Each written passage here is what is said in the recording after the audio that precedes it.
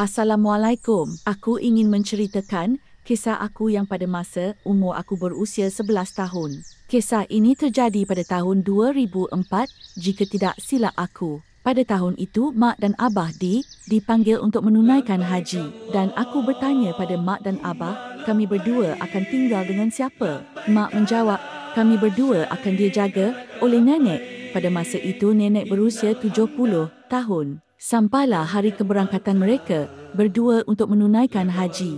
Pada masa itu wajah mak sedih sangat untuk meninggalkan kami dua beradik. Kisah baru bermula. Sebenarnya kami tidak begitu rapat disebab nenek kami garang sangat. Nenek tinggal seorang diri dan dia tidak mahu sesiapa yang tinggal dengan dia.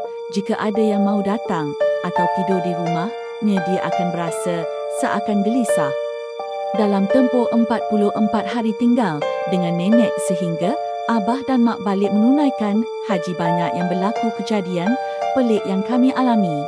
Sudah hampir 2 minggu kami tinggal dengan nenek yang saya perasan tiap kali malam Jumaat nenek akan buat satu hidangan seperti pulut dan ayam goreng serta kopi. Hidangan tersebut akan dibawa ke satu bilik yang mana bilik itu nenek sudah pesan kepada kami tidak dibenarkan masuk serta dikunci dari luar. Dari pengalaman kami satu malam yang mana paling seram saya alami, di mana waktu itu saya hendak membuang air kecil. Saya mengejutkan abang supaya menemani saya tandas dan seingat saya jam pun sudah tengah jam 11 lebih malam. Pada zaman tersebut jarang ada tandas di dalam rumah sebab pantang orang tua jika tandas di dalam rumah.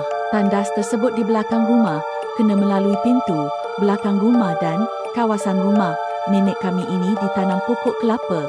Dalam mana kami berjalan, hendak kami ke tandas tersebut, kami tengok ada cahaya seperti orang tengah kopek kelapa. Tidak sempat lagi ke tandas, abang saya dengan tertanya dan menyuruh orang tersebut. Rupanya nenek tengah kopek kelapa dan apa yang kami hairankan, pada waktu pagi nenek tidak larat membuat apa-apa kerja. Apa membuat kami lari pada waktu itu adalah di samping nenek ada satu haiwan seperti anjing yang setinggi orang dewasa. Kami terus berlari masuk ke rumah. Setelah masuk ke rumah, kami menjerit lagi disebabkan ada lembaga yang menyerupai nenek dan nenek memarahi kami.